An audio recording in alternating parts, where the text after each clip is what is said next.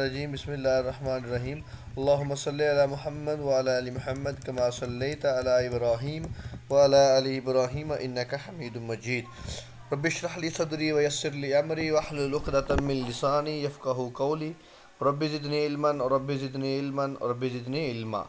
تو جی آج کا ٹاپک ہے پیج نمبر 77 ہے، کتاب آپ کے پاس میں نے شیئر کی ہوئی ہے، وہاں سے ہم دیکھتے ہیں۔ پہلے نمبر پر ہم پڑھیں گے اس کا متعلقات النصوص جسے کہتے ہیں، یعنی کہ نص جسے لفظ ہے، یعنی کہ نص کا مطلب ہوتا ہے قرآن کی آیت یا حدیث کا واضح حکم۔ اب جو قرآن کی آیت ہے اس کا حکم تو ہمیں معلوم ہے، لیکن بعض دفعہ اس کی کیفیت علیحدہ ہوتی ہے، یعنی کہ بعض دفعہ ایسا ہوتا ہے کہ حکم واضح نظر آ رہا ہوتا ہے، بعض دفعہ ہوتا ہے کہ حکم واضح نظر نہیں آ رہا ہوتا لیکن اس میں کوئی اشارہ ہوتا ہے، بعض دفعہ حکم ہوتا ہے لیکن اس کا مقصد کچھ اور ہوتا ہے۔ تو یہ اس کو کہتے ہیں متعلقات نصوص، یعنی کہ نص جو ہے، جو قرآن کی آیت ہے، اس کے جو تعلق میں، اس کے ریلیٹ میں، اس کے کنیکٹڈ میں جو چیزیں ہیں، اس کی وجہ سے جو چیزیں ہمیں سمجھ آئیں گی، ان کی چار قسمیں ہوگی۔ پہلی قسم ہے اس کا عبارت النص، یا اس کو دلالت النص بھی کہا جاتا ہے۔ یعنی کہ اب دلالت النص کیا ہے یا عبارت النص کیا ہے کہ آپ کو جو قرآن کی آیت ہے وہ خود بخود واضح طور پر اپنی وضاحت کرتی ہے، اس کا دلالت النص۔ یعنی کہ اب جو مثال کے طور پہ قرآن پاک کی آیت ہے فَاجْتَنِبُوا الرِّجْسَ مِنَ الْأَوْثَانِ وَاجْتَنِبُوا الزُّورَ وَاجْتَنِبُوا قَوْلَ الزُّورِ، کہ تم بچو بتوں کی گندگی سے اور تم بچو جھوٹی بات سے۔ اب یہ قرآن پاک کی آیت ہے۔ اب اگر آپ دیکھیں تو اس آیت میں واضح طور پر یہ حکم لکھا ہوا ہے، یعنی کہ اوپنلی آپ کہہ لیں کہ اس کو بتایا گیا ہے کہ آپ نے یہ کام نہیں کرنا۔ تو اب یعنی کہ واضح طور پر اوپنلی لفظ ہے، یہ ہے دلالت النص یا عبارت النص بھی اس کو کہتے ہیں، دونوں نام ہے اس کے، دلالت النص بھی کہتے ہیں یا عبارت النص بھی کہتے ہیں، یعنی کہ نص کی جو عبارت ہے وہ خود واضح کر رہی ہے اپنا حکم۔ دوسرے نمبر پر ہے اشارت النص یا دلالت الاشارہ، دونوں طرح اس کے نام آتے ہیں، اس کو اشارت النص بھی کہتے ہیں اور دلالت النص بھی کہتے ہیں۔ مثال کے طور پہ اس کا مطلب یہ ہے، اشارہ لفظ ہے کہ الفاظ میں، یعنی کہ جو نص ہے، یعنی کہ جو قرآن، نص سے مراد قرآن کی آیت ہوگی، تو جو قرآن کی آیت میں کوئی ایسا اشارہ پایا جائے کہ جس کی وجہ سے وہ حکم واضح ہو جائے۔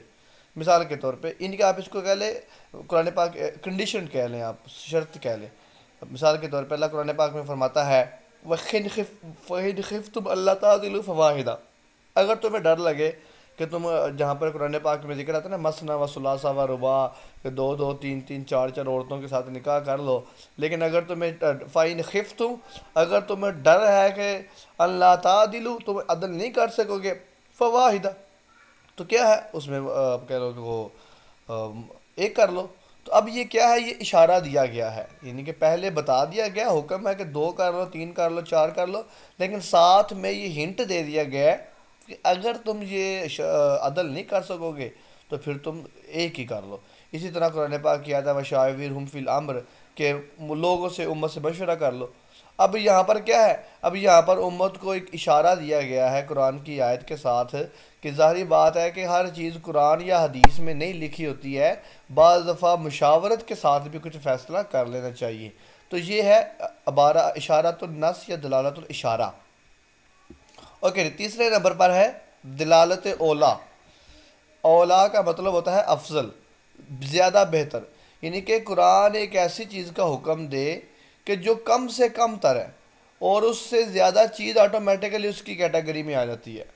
اب مثال کے طور پہ، یعنی کہ ڈیفینیشن میں نہیں بتاؤں گا، جس چونکہ ہمارا جو پیپر ہے اس میں یہ کویشچن نہیں پوچھا جاتا ہے، یا بعض دفعہ اگزامپل آ جاتی ہے۔ مثال کے طور پہ ریسنٹلی ایک ایگزامپل آئی ہوئی تھی فَإِنْ خِفْتُمْ أَلَّا تَعْدِلُوا فَوَاحِدًا، یہ متعلقات النصوص میں سے کس کی مثال بنتی ہے؟ عبارت النص کی، اشارت النص کی، دلالت النص کی، اقتضاء النص کی۔ تو یہ یعنی کہ فَإِنْ خِفْتُمْ أَلَّا تَعْدِلُوا فَوَاحِدًا، تو یہ اشارت النص کی اگزامپل ہے۔ اچھا، مثال کے طور پہ اب دلالت اولا ہم پڑھ رہے ہیں، تو اشارت اولا بھی اس کو کہتے ہیں، عبارت اولا، یعنی کہ قرآن کا کوئی حکم ہے تو وہ حکم کم سے کم درجے میں دیا گیا ہے، اور جو اس سے اولا اور افضل چیز ہے وہ اس کی آٹومیٹیکلی اس کی کیٹیگری میں آ جاتی ہے۔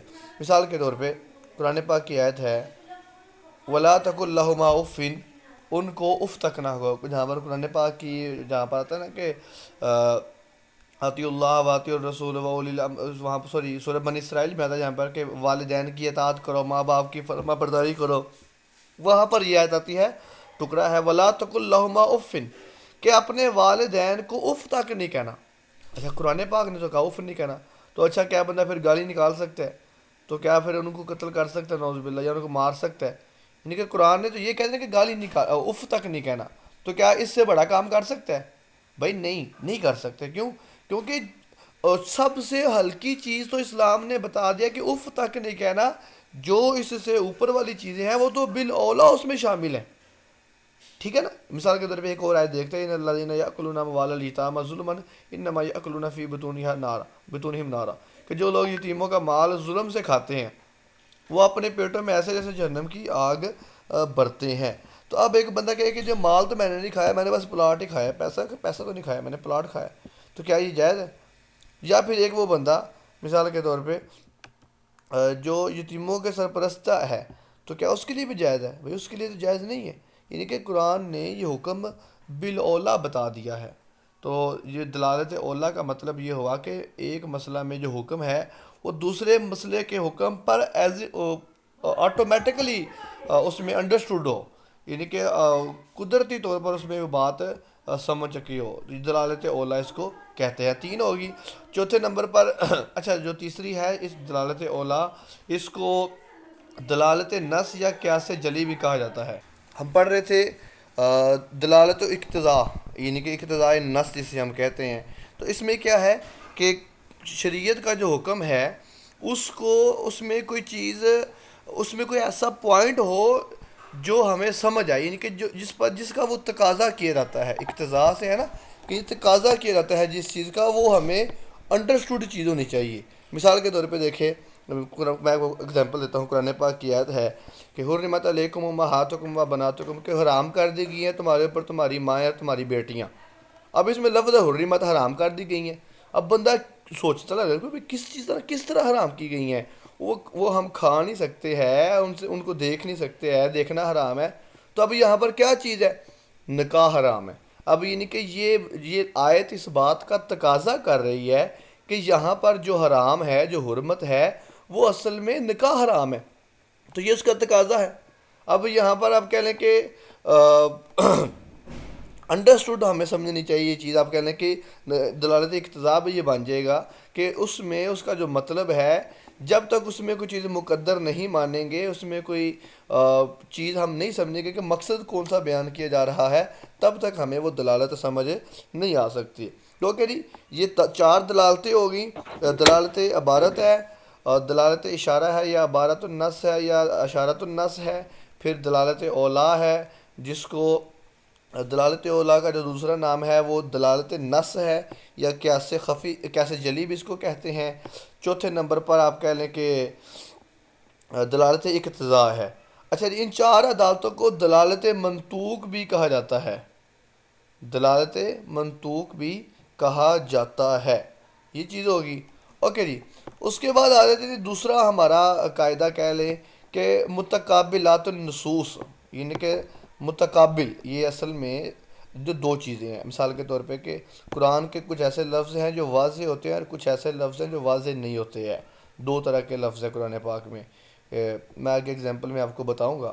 تو قرآن پاک کے کچھ لفظ واضح ہیں اور کچھ لفظ واضح نہیں ہیں، تو یہ اب تقابل بن جاتا ہے، مقابلہ ہو جاتا ہے، آمنے سامنے آ جاتے ہیں ورڈز، یعنی کہ دیکھنا تو یہ اپوزٹ بن جائیں گے، اس کو ہم کہہ لیں کہ الفاظ متضاد کہہ لیں۔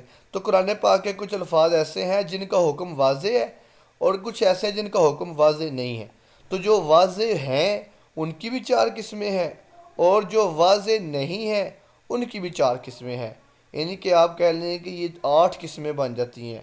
اور اگر اس کو ہم کہتے ہیں متقابلات النصوص، یعنی کہ متقابل، جو اس سے پہلے پڑھی تھی وہ متعلقات النصوص تھی، جس کو ہم دلالت منطوق بھی کہتے ہیں۔ یہ جو ہے جو ابھی میں آپ کے ساتھ ڈسکس کرنے لگا ہوں، اٹس متقابلات النصوص، یعنی کہ آمنے سامنے متقابل ہیں۔ تو واضح ہونے کے اعتبار سے 4 ہیں، واضح نہ ہونے کے اعتبار سے بھی 4 ہیں۔ جو واضح ہونے کے اعتبار سے 4 ہیں ان کی قسمیں آپ دیکھ لیں، ظاہر ہے اور اس میں نص ہے، اس کے بعد مفسر ہے اور محکم ہے۔ یہ 4 قسمیں ہیں۔ اب ان چاروں کے اپوزٹ بھی ساتھ ہی لکھ لیں، اور خفی ہے، بلکہ میں نا پیر بتاتا ہوں آپ کو۔ پہلا ہے ظاہر اور خفی کا، یعنی کہ ایک حکم ہے ظاہر ہے اور ایک اس کے اپوزٹ ہے خفی ہے۔ اسی طرح ایک ہے نص، یعنی کہ قرآن کا حکم جو ہے نص سواد کے ساتھ ہے، اور ایک ہے مشکل، اس کے اپوزٹ۔ اسی طرح ایک مفسر ہے اور ایک مجمل ہے، اور چوتھے نمبر پر ایک محکم ہے اور ایک متشابہ ہے۔ یہ محکم متشابہ تو آپ نے سنا ہی ہوگا۔ مثال کے طور پہ قرآن کا ایک حکم ایسا جو بالکل کلیئر کٹ ہے، محکم ہے، حکم دے رہا ہے، اور کچھ ایسا جس میں اشتباہ ہے۔ تو اگر ہم اس کو 1 بائی 1 پڑھتے ہیں، پہلے میں آپ کو جو واضح ہونے کے اعتبار سے 4 ہیں وہ آپ کو بتا دیتا ہوں۔ مثال کے طور پہ پہلا ہے ظاہر، یعنی کہ ایسا لفظ ہے کہ جس کا مطلب کسی قرینے کی مدد کے بغیر آٹومیٹیکلی ظاہر ہو جائے۔ مثال کے طور پہ وَأَحَلَّ الْبَيْعَ وَحَرَّمَ الرِّبَا، اللہ نے بیع کو حلال کر دیا ہے اور ربا جو ہے، سود جو ہے، اس کو حرام کر دیا ہے۔ اب دیکھیں یہاں پر کلیئر کٹ لفظ ہے، یعنی کہ اب اس میں کوئی شک شبہ ہے ہی نہیں، کلیئر کٹ بات ہے کہ بیع جو ہے حلال ہے، ربا جو ہے وہ حرام ہے۔ اچھا، یہ ہے ظاہر۔ اب نص سے بھی یہی مراد ہے۔ اب نص کیا ہے؟ ظاہر کی ایگزامپل اور نص کی ایگزامپل سیم ہے۔ اب یہاں پر ہم دیکھیں تو حکم جو ہے وہ ظاہر ہے۔ اب حکم بتانے کا مقصد کیا ہے؟ حکم بتانے کا مقصد یہ ہے کہ جو بزنس ہے وہ ایک علیحدہ چیز ہے، جو ربا ہے وہ ایک علیحدہ چیز ہے۔ اب یہ ان دونوں کو علیحدہ علیحدہ کرتی ہے چیز، یہ نص ہے۔ یعنی کہ میں نے بتایا نا، واضح ہونے کے اعتبار سے 4 چیزیں ہیں، ظاہر ہے، نص ہے، مفسر ہے اور محکم ہے۔ تو ظاہر یہ ہے کہ اپنا مطلب کسی قرینے کے بغیر بتائے، وہ ظاہر ہے، اور اس کا اصل مقصد کیا ہے وہ بھی ہمیں نظر آ جائے۔ وہ کیا ہے؟ مثال کے طور پہ اب کہ جو بزنس ہے وہ حلال ہے اور جو سود ہے وہ حرام ہے۔ اب یہ واضح ہو گئی ہوئی ہے، 2 چیزیں ہوگی۔ تیسرے نمبر پر ہے مفسر۔ مفسر یہ ہے کہ کوئی اپنا لفظ کسی لفظ کی ساتھ بتاتا ہے، یعنی کہ مفسر کا مطلب ہوتا ہے تفسیر کی جائے جس سے، یعنی کہ لفظ ایسا ہے قرآن پاک کا کہ اس کی وضاحت جو ہے وہ موجود ہو، وہ چاہے قرآن میں موجود ہو، وہ چاہے حدیث میں موجود ہو۔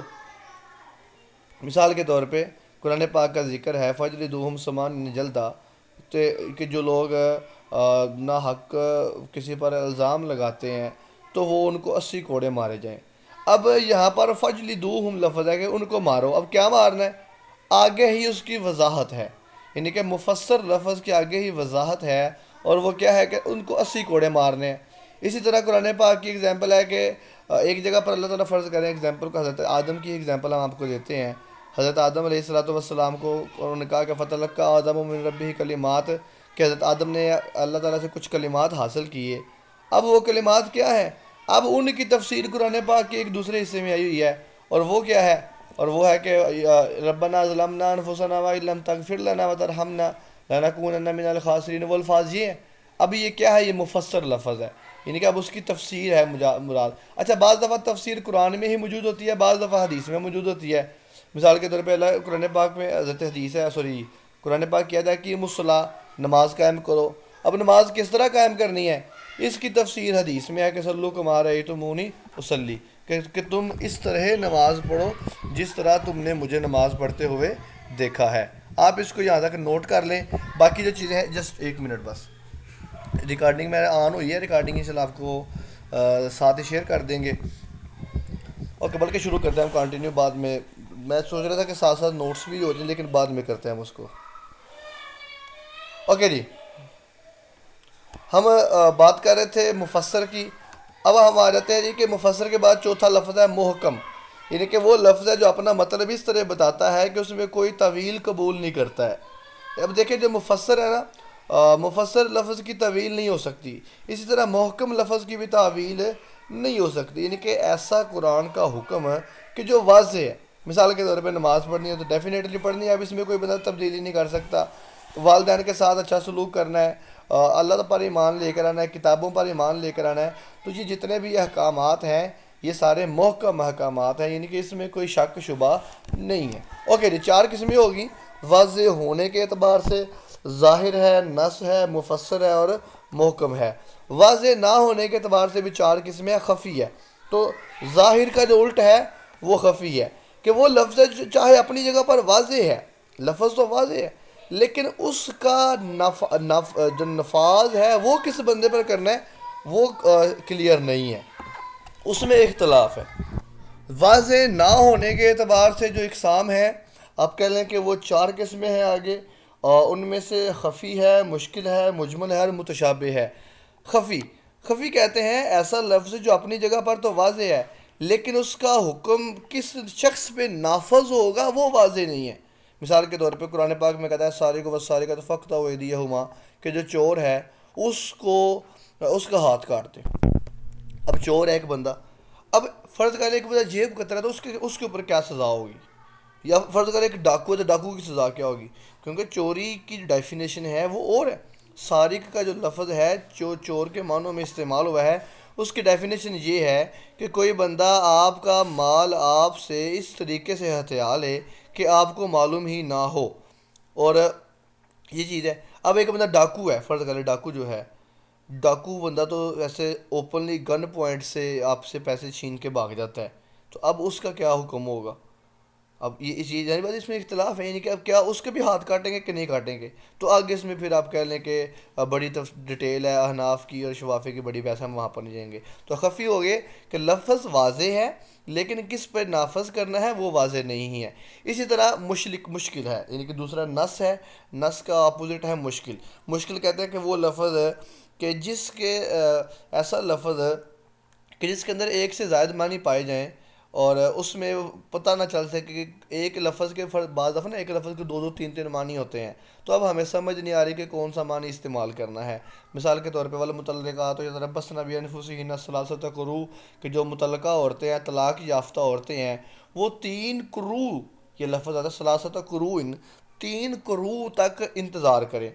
اب 3 قروء کیا ہے؟ اب قروء جو لفظ ہے، اب عربی ڈکشنری میں قروء کا معنی حیض بھی ہے اور قروء کا معنی جو ہے طہر بھی ہے. تو اب اس میں اختلاف ہے علماء احناف شوافے کا کہ اس میں کیا معنی لیں گے، یعنی کہ عورت 3 حیض تک انتظار کرے گی یا عورت 3 طہر تک، 3 پاک حالتوں تک انتظار کرے گی. اسی پھر آگے پھر وہ طلاق کے مسئلے آتے ہیں کہ طہر میں طلاق ہوتی ہے کہ نہیں ہوتی، اور پھر اب وہ اس کے پیچھے مین ریزن کیا ہے؟ وہ لفظ ہے، اور وہ لفظ فقہ یہ بڑا امپورٹنٹ ایم سی کیو ہے کہ جو قروء لفظ ہے یہ فقہ کی ٹرم سے کیا ہے؟ مجمل ہے، مفسر ہے، مشکل ہے، خفی ہے. تو یہ مشکل لفظ ہے. مشکل لفظ سے کیا مراد ہے کہ اس کے اندر 2 معنی پائے جاتے ہیں اور سمجھ نہیں آ رہی کہ کون سا معنی ہم نے مراد لینا ہے. اوکے جی، نیکسٹ آتے ہیں مجمل. مجمل وہ لفظ ہے کہ جس کے معنی اپنے اندر کئی احوال رکھتا ہو، لیکن اس کی جو ہے کہ جب تک وہ قرآن ان کی تفسیر نہ کر دے یا سنت سے ان کی تفسیر نہیں ملتی تو وہ واضح نہیں ہوتے ہیں. یعنی کہ لفظ ایسا ہے کہ اس لفظ کے اندر بھی کئی معنی موجود ہیں لیکن اس لفظ کی تفسیر کہیں سے مل نہیں رہی ہے. مثال کے طور پہ میں یہاں پر اگزامپل دیتا ہوں آپ کو. بعض دفعہ تفسیر اس کی مل جاتی ہے اور بعض دفعہ اس کی تفسیر نہیں ملتی ہے. مثال کے طور پہ حرمت علیکم المیتۃ والدم ولحم الخنزیر، کہ تم پر حرام کر دیا گیا ہے میتۃ مردار، والدم اور خون، ولحم الخنزیر اور خنزیر کا گوشت. اب یہ لفظ دم جو ہے یہاں پر مجمل ہے، یعنی کہ اب سمجھ نہیں آ رہی کہ دم کون سا ہے، خون کون سا مراد ہے. تو قرآن پاک کی ایک دوسری جگہ پر لفظ آ گیا دم مسفوحا، کہ قل لا اجد فیما اوحی الی محرما علی طاعم یطعمہ الا ان یکون میتۃ او دما مسفوحا او لحم خنزیر. اب دیکھیں یہاں پر دم کی، اب دم جو ہے وہ مجمل ہے اور جو دم مسفوحا یہ وہ مفسر ہے. یعنی کہ اب اس نے آ کے اس کی تفسیر کر دی ہے کہ خون کون سا مراد ہے، خون بہتا ہوا خون مراد ہے. اور 3 چیزیں ہوگی جی، جس میں خفی، مشکل اور مجمل ہوگی. چوتھے نمبر پر محکم ہے، اور محکم کے الٹ ہے متشابہ. متشابہات کا معنی آپ کو معلوم ہے کہ از خود معنی ظاہر نہیں ہوتا، اور نہ اس کا حقیقت پتہ چل جاتا ہے، قرآن و سنت میں بھی اس کی وضاحت نہیں کی جاتی ہے۔ مثال کے طور پہ اللہ تعالیٰ جب قیامت والے دن اپنا دیدار کروائے گا تو اس کی کیفیت کیا ہوگی، فرشتوں کی کیفیت کیا ہے، جنت جہنم کے معاملات کی کیفیت کیا ہے، قرآن پاک میں حروف مقطعات ہے تو ان کی اصلیت کیا ہے، تو یہ ساری متشابہ چیزیں ہیں، ان کا کسی کو معلوم نہیں ہے۔ تو اوکے جی، متقابلات النصوص بھی کلیئر ہوئیں۔ دوبارہ دیکھ لیں، متقابلات النصوص 8 ہیں، ظاہر ہونے کے اعتبار سے 4 ہیں، اور ظاہر نہ ہونے کے اعتبار سے بھی 4 ہیں۔ ظاہر ہونے کے اعتبار سے 4 ہیں، وہ ظاہر ہے، نص ہے، مفسر ہے، محکم ہے۔ ظاہر نہ ہونے کے اعتبار سے خفی، مشکل، مجمل اور متشابہ ہیں۔ یہ پیر بن جائیں گے، ظاہر خفی کا، نص اور مشکل کا، مفسر اور مجمل کا، اور محکم اور متشابہ کا۔ اوکے جی، تیسرا قاعدہ دیکھیں وسعت کے لحاظ سے ہوتا ہے کہ بعض لفظ ایسے ہوتے ہیں اور ان میں وسعت پائی جاتی ہے اور بعض میں وسعت نہیں پائی جاتی ہے۔ مثال کے طور پہ عام اور خاص لفظ ہے، کچھ لفظ ایسے ہوتے ہیں جو عام ہوتے ہیں، کچھ لفظ ایسے ہوتے ہیں جو خاص ہوتے ہیں۔ اسی طرح کچھ مطلق ہوتے ہیں، کچھ مقید ہوتے ہیں، اور یعنی کہ اس میں اوپنلی ہوتا ہے، کچھ ان کو مقید کر دیا جاتا ہے۔ تو یہ آگے مختلف قسمیں ہیں۔ میں صرف 2 چیزیں کوشش کروں گا ڈسکس کر دوں آپ کے ساتھ جو تفصیلی، اور باقی پھر انشاءاللہ العزیز ہم آپ کہہ لیں کہ بعد میں اس کو دیکھتے ہیں۔ اوکے جی، عام اور خاص۔ تو عام لفظ وہ ہے کہ آپ کہہ لیں کہ اس کے اندر ساری چیزیں پائی جاتی ہیں۔ مثال کے طور پہ کل نفس ذائقۃ الموت، ہر جاندار کو موت کا ذائقہ چکھنا ہے۔ تو اب یہ جو کل نفس ذائقۃ الموت ہے نا، یہ عام ہے، یہ صیغہ جو ہے یہ عام ہے۔ تو یہ کیسے پہچانا جائے گا؟ اس کی کچھ نشانیاں ہیں۔ لفظ کل آ جاتا ہے بعض دفعہ، جیسا کہ میں نے ابھی آیت پڑھی، یہ کل نفس ذائقۃ الموت ہے۔ اسی طرح جمع کا لفظ آ جائے گا، هو الذی خلق لکم ما فی الارض جمیعا، وہی ہے جس نے تمہارے لیے سب کچھ پیدا کیا۔ تو سب کچھ میں یہ عام صیغہ ہے، اس میں ساری چیزیں آ جاتی ہیں۔ آگے اس کے بڑی اگزامپل ہیں۔ عام کی 3 قسمیں ہیں عام طور پر، یعنی کہ آگے اگزامپل آتی ہے، یہ سوال بھی آتا ہے کہ عام کی کتنی قسمیں ہیں۔ تو عام کی 3 قسمیں ہیں۔ ایک وہ ہے جس سے قطعی طور پر عام ہونا مراد ہو، جیسے کہ واللہ بکل شیء علیم، اللہ ہر چیز جانتا ہے، اس میں ہر چیز عام ہے۔ اسی طرح دوسرا وہ عام ہے جس سے قطعی طور پر خاص ہونا ہی مراد ہوتا ہے۔ مثال کے طور پہ وَلِلَّهِ عَلَى النَّاسِ حِجُّ الْبَيْتِ مَنِ اسْتَطَاعَ إِلَيْهِ سَبِيلًا، کہ وہی لوگ حج کر سکتے ہیں جو استطاعت رکھتے ہیں۔ تو اب حج اوپن تو ہے لیکن اس کو خاص کر دیا گیا ہے۔ اب اس میں یعنی کہ کہہ لیں کہ یہ خاص بھی ہے اور عام بھی ہے، یعنی کہ استطاعت جو رکھتا ہے وہ حج کرے گا، یہ اس حوالے سے یہ خاص ہے، اور جس مرضی رنگ کا، نسل کا، قبیلے کا بندہ ہو وہ حج کر سکتا ہے، یہ عام ہے۔ اور تیسرا وہ عام ہے جس کی تخصیص کی جاتی ہے اور اس میں کوئی قرینہ نہیں ہوتا ہے، جیسے کہ والمطلقات یتربصن بانفسہن ثلاثۃ قروء۔ اب یہاں پر ہے 3 حیض تک یا 3 قروء تک انتظار کرنا ہے، عام بات ہے، ساری عورتوں نے کرنا ہے، لیکن بعض دفعہ اس میں آگے تخصیص آ جاتی ہے۔ اوکے جی، اس کے بعد خاص لفظ ہے۔ خاص سے کیا مراد ہے کہ چند الفاظ، یعنی کہ عام کا الٹ ہو جائے گا، یعنی کہ جو حکم ہے وہ سب لوگوں کو نہیں دیا گیا بلکہ خاص لوگوں کو حکم دیا گیا ہے۔ جیسے کہ بڑی اس میں قرآن پاک کی آیتیں آتی ہیں، آپ کہہ لیں کہ والذین یرمون المحصنات ثم لم یأتوا بأربعۃ شہداء فاجلدوہم 80 جلدہ، کہ جو لوگ الزام لگاتے ہیں محسنات پر وہ یا تو 4 گواہ لے کر، نہیں تو ان کو 40 کوڑے 80 کوڑے آپ لگائے، حد قذف جسے ہم کہتے ہیں۔ تو اب یہ خاص ہو گیا، یعنی کہ سب کو کوڑے نہیں لگانے، جو 4 گواہ لے آتا ہے اس کو کوڑے نہیں لگیں گے، باقی کو لگیں گے۔ تو یہ خاص کر دیا گیا ہے اس کو، یعنی کہ آپ کہہ لیں کہ اس میں جو کنڈیشن چیز تھی اس کو علیحدہ کر دیا گیا ہے کہ سب کو 80 کوڑے نہیں لگیں گے، بلکہ جنہوں نے 4 گواہ لے آئے ہیں ان کو کوڑے نہیں لگیں گے۔ اوکے، یہ عام اور خاص کی بحث ہو گئی۔ اس میں آگے پر پوری تفصیل ہے، ہم اس تفصیل میں آپ کہہ لیں کہ نہیں جانے والے۔ اوکے جی، اس کے بعد آ جاتے ہیں جو مشترک، دوسرا لفظ ہے مشترک، یعنی کہ وہ لفظ ہے کہ جس کے مختلف حالات میں ایک سے زیادہ معنی ہوتے ہیں۔ یہ جو میں نے ابھی آپ کو اگزامپل دی ہے، مثال کے طور پہ قروء لفظ ہے تو ثلاثۃ قروء، اب یہ کئی چیزوں میں مشترک ہے، تو یہ اس کیٹیگری میں بھی آتا ہے کہ ہم اس کے کون سی بات کو مانیں گے اور کس بات کو نہیں مانیں گے۔ اوکے جی، اوکے، اس کے بعد ہے مطلق اور مقید، یہ ایک لفظ ہے اہم۔ مطلق کہتے ہیں کہ وہ لفظ جو اپنے معنی پر کسی قید کے بغیر دلالت کرتا ہے، یعنی کہ کامن حکم ہے۔ مثال کے طور پہ اللہ پاک قرآن پاک اللہ کے نبی کی حدیث ہے لا نکاح الا بولی، ولی کے بغیر نکاح نہیں ہے۔ تو یہ اوپن ہے، کسی کا بھی نکاح نہیں ہو سکتا، یعنی کہ سرے سے نکاح ہی نہیں ہوتا ہے۔ مقید وہ لفظ ہے کہ جس کو کنڈیشن کر دیا گیا ہے، یعنی کہ قرآن پاک میں کئی ایسی چیزیں مقید ہے، یعنی کہ نماز پڑھنی ہے آپ نے قبلہ روح ہو کے پڑھنی ہے، یہ مقید ہے۔ مثال کے یا اللہ تعالیٰ قرآن پاک میں فرماتا ہے فتحریر رقبۃ مؤمنۃ، تو ایک مومن گردن آزاد کرنی ہے۔ تو یہاں پر ویسے اگر ہوتا ہے فتحریر رقبۃ کہ آپ نے ایک گردن آزاد کرنی ہے تو وہ مومن بھی کر دے کافر بھی کر دے، کچھ نہیں ہوتا، لیکن جب ساتھ مؤمنۃ کی شرط لگ گئی ہے تو اس میں دونوں چیزیں ہیں کہ آپ نے مومن گردن آزاد کرنی ہے۔ تو یہ مطلق اور مقید کی بحث ہوگی۔ آگے پھر آپ کہہ لیں کہ مطلق کو مقید کرنے کی کئی ایک صورتیں بھی ہوتے ہیں، مطلق کو مقید کر دیا جاتا ہے، لیکن ہم یہاں پر وہ کہہ لیں کہ نہیں پوائنٹ ہے۔ اوکے جی، تو یہ تھی ہماری متقابلات النصوص۔ اس میں دو چیزیں اور بھی ہیں، امر اور نہیں کے صیغے ہیں، کہ بعض دفعہ کہیں کسی جگہ پر امر کا صیغہ ہوتا ہے، بعض جگہ پر نہیں کا صیغہ ہوتا ہے۔ اسی طرح ناسخ منسوخ بھی اس میں آ جاتا ہے کہ کسی جگہ پر حکم جو ہے نسخ ہوتا ہے، وہ ناسخ اس کو منسوخ کرنے والا ہوتا ہے، اور کسی جگہ پر حکم منسوخ آلریڈی ہو چکا ہوتا ہے۔ تو نسخ قرآن کا قرآن کے ساتھ بھی ہو سکتا ہے، قرآن کا حدیث کے ساتھ بھی ہو سکتا ہے، وغیرہ وغیرہ۔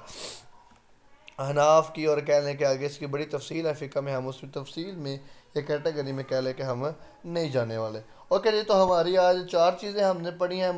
متعلقات النصوص پڑھا ہے، متقابلات النصوص پڑھا ہے، متعلقات النصوص چار ہیں: دلالت النص، عبارت النص، اشارت النص اور اقتضاء نص، یہ چار چیزیں تھیں۔ اور اس کے بعد ہم نے متقابلات النصوص پڑھا ہے، جو آمنے سامنے چیزیں ہیں۔ اس میں چار جو ہیں وہ ظاہر ہونے کے اعتبار سے ہیں اور چار ظاہر نہ ہونے کے اعتبار سے ہیں۔ ان کا پیر بن جائے گا ظاہر خفی، نص اور مشکل، مفسر اور مجمل، اور محکم اور متشابہ۔ اور ان کی ڈیفینیشن تفصیل میں نے آپ کو بتا دی ہے۔ اس کے بعد ہم نے مطلق مقید پڑھا اور ناسخ منسوخ دیکھ لیا، امر نہیں دیکھ لیا، عام اور خاص دیکھ لی، ساری ایگزامپل میں نے آپ کو تفصیل بتا دی ہے۔ اوکے انشاءاللہ العزیز، نیکسٹ جو کویشچن نیکسٹ ہمارا جو ٹاپک ہوگا، نیکسٹ ہمارا ارادہ ہوگا کہ انشاءاللہ ہم ائمہ اربعہ کا جو تعارف ہے وہ پڑھ لیں، اور پھر اسی کے ساتھ انشاءاللہ العزیز اس کے بعد ہم کچھ اہم کویشچنز دیکھیں گے فقہ کے، اور کچھ اہم چیزیں دیکھیں گے، اور پھر انشاءاللہ العزیز ہمارا فقہ کا ٹاپک کلیئر ہو جائے گا۔ اوکے جی، اللہ حافظ۔